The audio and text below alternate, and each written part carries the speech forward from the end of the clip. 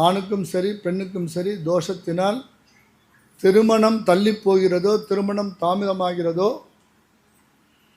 மூலம் மாயில்யம் இந்த நட்சத்திரம்லாம் இருந்துட்டு அவளுக்கு திருமணம் நடக்கலையோ, அதே மாதிரி வயது ஆகிக்கொண்டே போகிறது, ஜாதகம் செட் ஆகலை, ஜாதகம் செட் ஆகலை.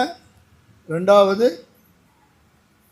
பார்த்த உடனே ஒரு ஜோசியர் நல்லா இருக்குங்கிறார், இன்னொரு ஜோசியர் நல்லா இல்லைங்கிறார். இந்த மாதிரி அவஸ்தைகள், நிறைய அவஸ்தைகளினால் ஒரு திருமணம் தடைபட்டு விடுகிறது.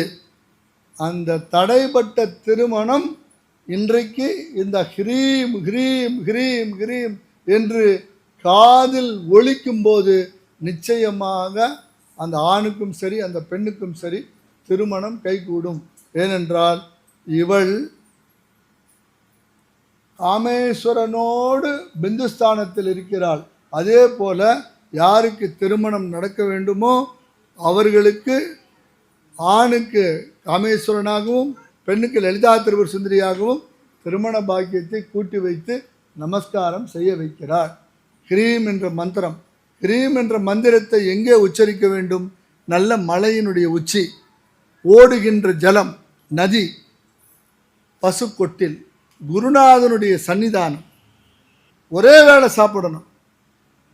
குருநாதனுடைய சன்னிதானம், சுமங்கலிகள் கால்பட்ட இடம், பசு நடந்து நடந்து நடந்து நடந்து அந்த புழுதி வரும்போது அந்த இடத்துல ஜபம் பண்ணணும்.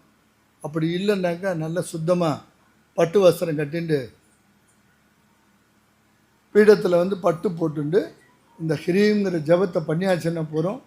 இன்றைக்கி அது நடக்கும் ஆரம்பிச்சிடும். அதில் வந்து சந்தேகமே இல்லை. அம்பாள் கூட்டி வச்சிருவா, செஞ்சு வச்சிருவா. மனசில் ஒரு திருப்தியையும் சந்தோஷத்தையும் கொடுத்து இருக்கிற பயத்தையும் பீதியும் அகற்றுவார். அந்த மாதிரி செய்கிறான்.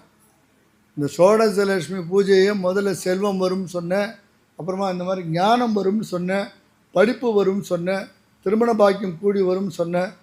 வியாபாரத்திற்கு இது மிகவும் ரொம்ப நல்லது.